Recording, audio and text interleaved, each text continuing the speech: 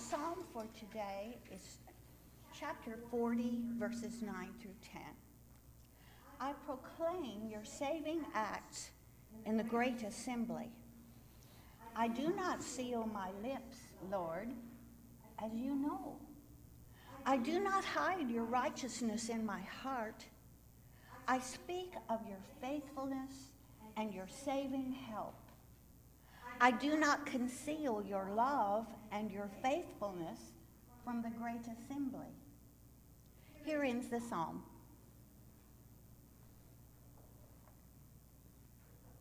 Please stand as you wish for a word of God to speak.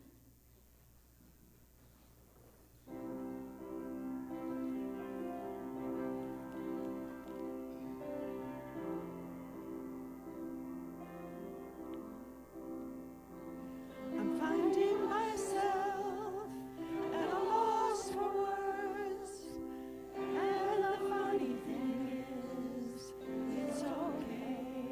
The last thing I need is to be heard, but to hear what we say. Word of God speak, which pour down like rain, washing my eyes to see your majesty, to be still and know that you're in this place. Please let me stay and rest in your holiness. Word of God speak.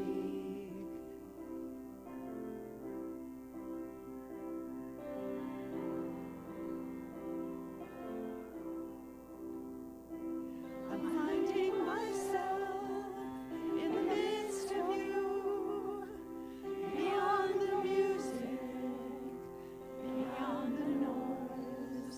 All that I need is to be with you, and in the quiet, hear your voice.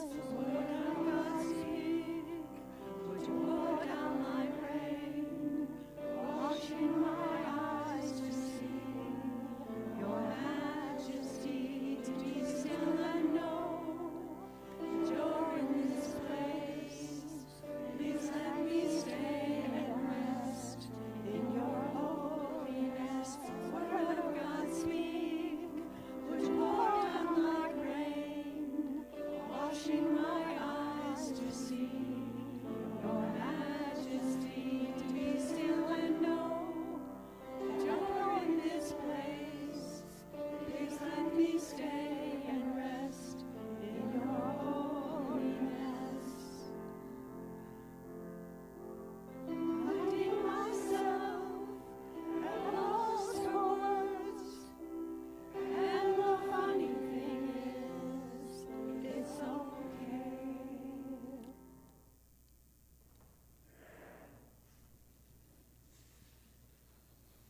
Our gospel for today is taken from Matthew chapter 28, 16 through 20. The Holy Gospel according to Matthew. Then the 11 disciples went to Galilee, to the mountain where Jesus had told them to go. When they saw him, they worshipped him, but some doubted. Then Jesus came to them and said, "All authority in heaven and on earth has been given to me. Therefore go and make disciples of all nations, baptizing them in the name of the Father and the Son and the Holy Spirit, and teaching them to obey everything that I have commanded you. And surely I am with you always to the very end of the age." Here ends the gospel. You may be seated.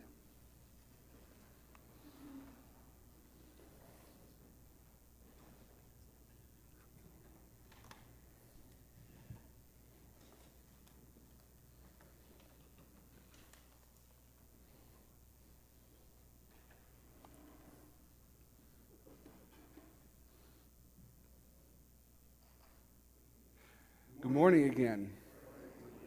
How was everybody's week after Easter? I was absolutely exhausted on Monday. It has been quite a whirlwind. I did not realize, when I realizing my call and stepping up, I did not realize they were talked about the busy season, Advent, Christmas, Lent, Easter. Wow. And as exhausted as I was, I found myself feeling a little bit empty.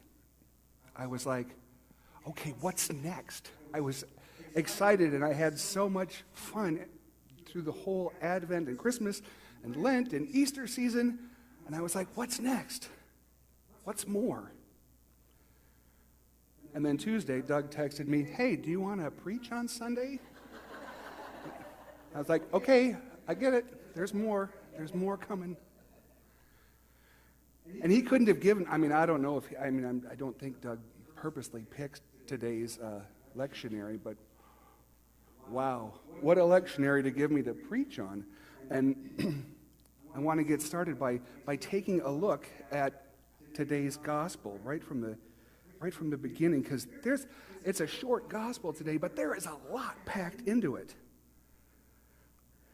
Then the 11 disciples went to Galilee, to the mountain where Jesus had told them to go. There's a lot of things in the Bible that happen on mountains. If you ever hadn't thought about that. Moses, right? The Ten Commandments. Also, Jesus, after his baptism. And the devil takes him to the mountain and shows him all the kingdoms of the world and says, I'll give this all to you if you, bow down and worship me. So looking at that, they're on the mountain, and what's the next thing? He says, I have been given all authority on heaven and earth. Through his death and resurrection, he's already got it.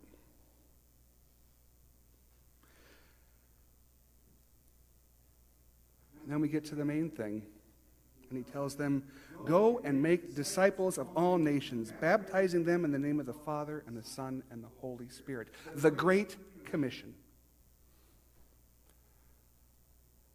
And I think about this and I think, boy, it's hard to go out there into the world and make disciples. It's hard to bring up talking about God to people. But sometimes if you're just open, the Holy Spirit happens. Some of you may have known or heard that, Mike and I have been without a second car for a few weeks. And this past week we saw a car online, so we drove up to Phoenix to go look at this car. And we were sitting talking with the salesman. He was a young man in his mid-20s.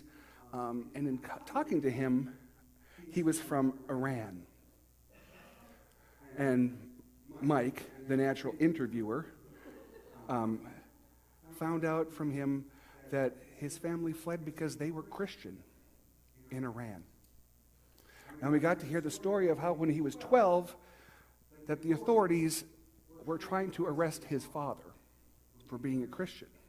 And they fled to Turkey, where they had to, kind of hide out and wait for their papers to get approved so that they could come to America. All because they were Christian. While that story is powerful in and of itself, what I witnessed was discipleship. And I was just in the moment. I didn't have to do anything. It was Mike and this young man, Sam. And that was a beautiful thing for me to watch. So the Holy Spirit happens and moves in really strange ways. And if you think about how does this happen? Just being in the right time, in the right place. If you look at our psalm for the day, I'm going to back up here. Oop.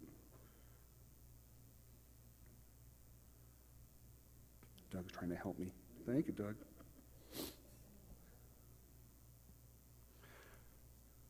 I proclaim your saving acts in the great assembly to the world.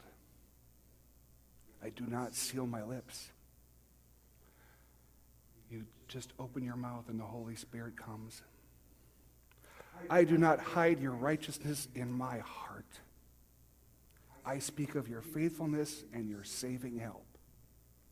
I do not conceal your love, your faithfulness from the great assembly. And what is Christ's great commandment to us? To love one another as I have first loved you. By just sharing love with other people, that's how you make disciples. And going back to our gospel, we're still not there. We did get a car. Yes, thank you. That was not the most important point of the sermon, but thank you.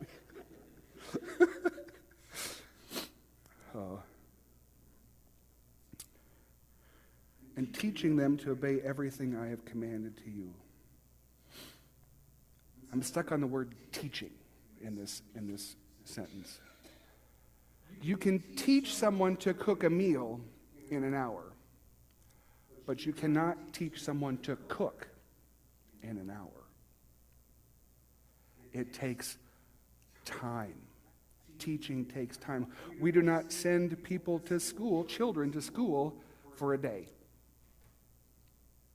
We send them to school for 18 years, right? Thereabout. And then they can go on to college if they want more education. Teaching takes time.